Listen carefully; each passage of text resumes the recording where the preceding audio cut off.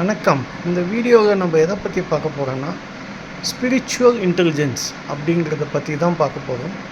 இது என்ன, இதோட பேசிக் கான்செப்ட்ஸ் என்ன அப்படிங்கிறது ரொம்ப சின்ன வீடியோ தான் இது. ரொம்ப டீட்டெயில்டாக இல்லை.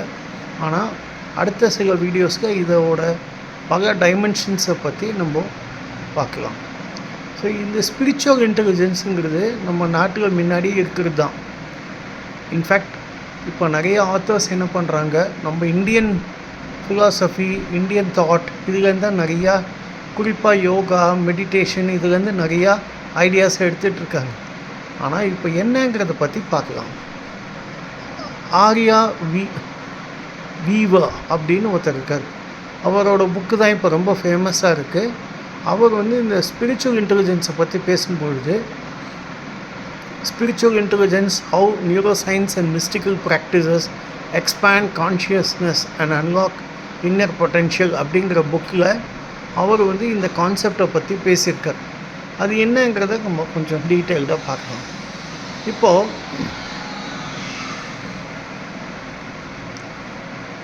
இதுதான் one of the best sellers. இதில் சில இதை தான் நம்ம பார்க்க போகிறோம்.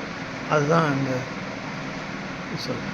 Concept of spiritual intelligence forms the third dimension after intelligence quotient and emotional intelligence அப்படின்னு சொல்கிறார். ஸோ இது ஃபஸ்ட்டு இன்டெலிஜென்ஸ் கோஷன்ட்டுங்கிறது ஐக்யூ, எமோஷ்னல் கோஷன்ட்டுங்கிறது எமோஷ்னல் இன்டெலிஜென்ஸ்னு சொல்லுவாங்க. இது என்னங்கிறத நம்ம பார்க்கலாம். The concept of intelligence quotient is the measure of logical and analytical skills. இப்போ மேக்ஸு இல்லாட்டா இன்ஜினியரிங் இதெல்லாம் பார்த்திங்கன்னா பேசிக்கலாகவே லாஜிக்கலாகவும் இருக்கும், ரொம்ப அனாலிட்டிக்கலாக இருக்கும். அதனால தான் கணக்குங்கிறது எல்லோரும் படிக்கணுங்கிறது. படித்தா தான் ஓரளவுக்காவது லாஜிக்கல் அண்ட் அனாலிட்டிக்கல் ஸ்கில்ஸை டெவலப் பண்ண முடியும்.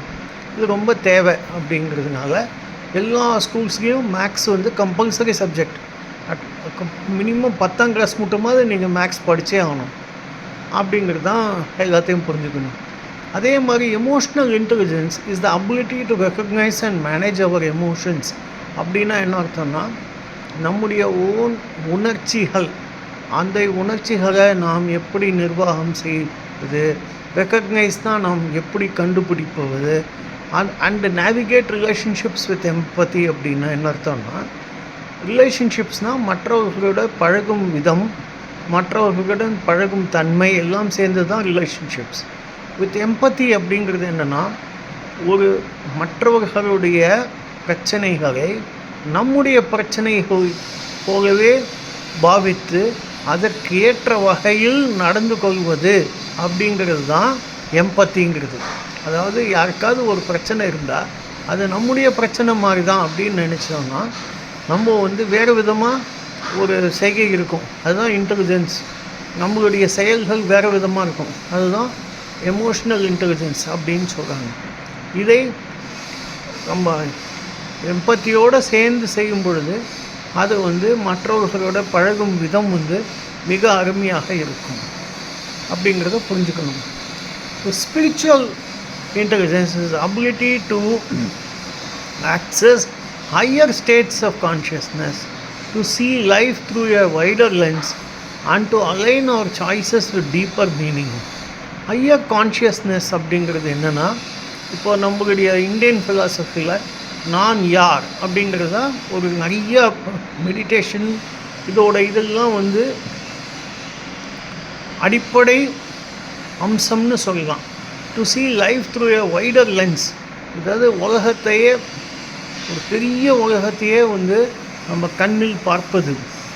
And to align our choices with deeper meaning. இந்த வாழ்க்கையை நாம் எதற்காக வாழ்கின்றோம், இதனால் என்ன பலன் மற்றவர்களுக்கு கிடைக்கும் என்பதை, it is not about religion, dogma or blind belief. இதுதான் ஆக்சுவலாக நிறைய பேர் சொல்லியிருக்காங்க, இன்க்ளூடிங் பிஸ்னஸ் லீடர்ஸ். இப்போ ஸ்டீவ் ஜாப்ஸோட லைஃப்பை நீங்கள் எடுத்து பார்த்தீங்கன்னா, அவர் higher level of spiritual intelligence இருப்பதாக தான் நிறைய பேர் அவரை பற்றி பேசுகிறாங்க.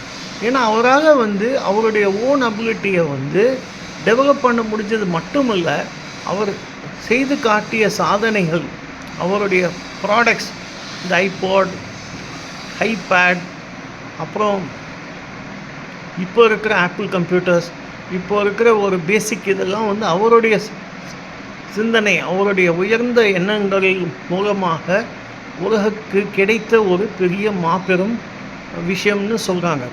இப்போவும் அதே மாதிரி டெக்னாலஜியை தான் புதுசாக கொண்டு வரத்துக்கு அவங்க முயற்சி பண்ணிக்கிட்டே இருக்காங்க. வேறு எந்த கம்பெனியாலையும் ஆப்பிளோட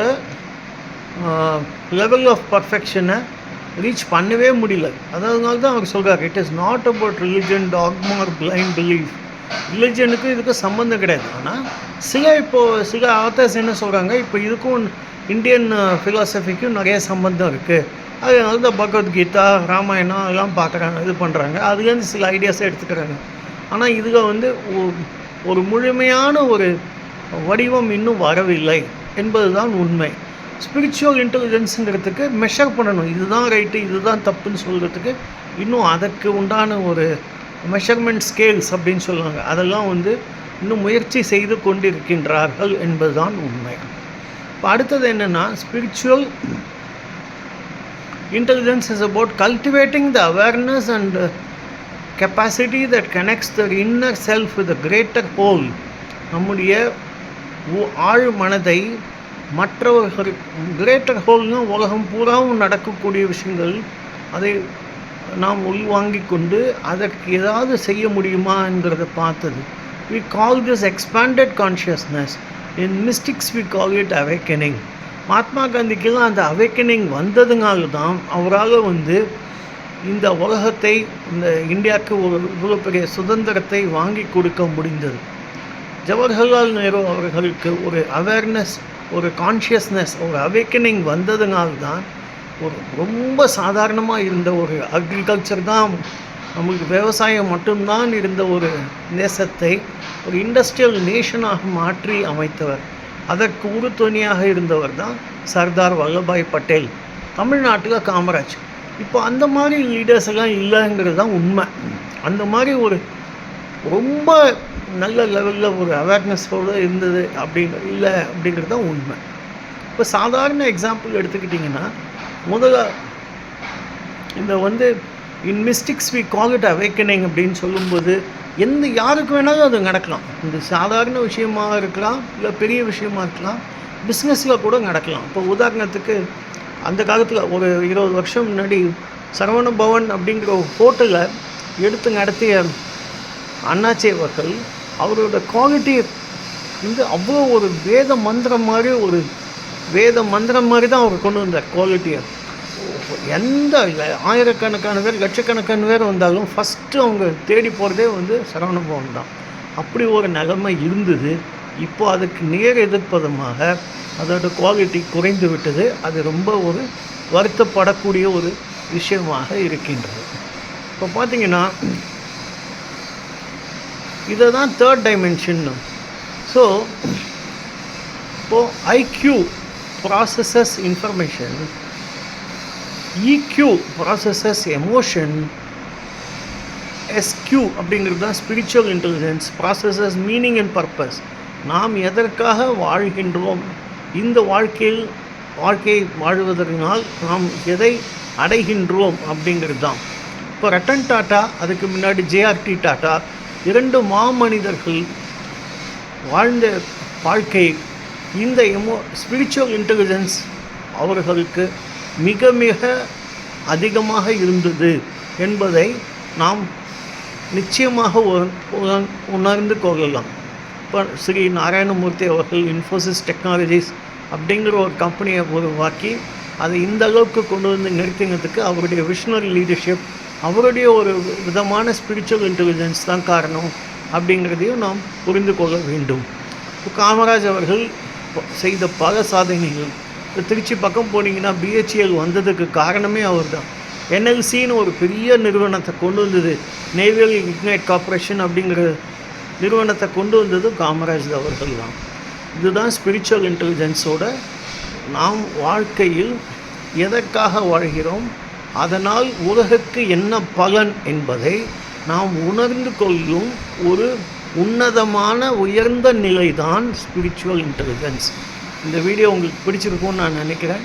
இது மற்ற வீடியோவில் இதோட வெவ்வேறு பரிமாணங்கள், அதோட டீட்டெயில்ஸை பற்றி அடுத்தடுத்து நம்ம பார்க்கலாம். மிக்க நன்றி.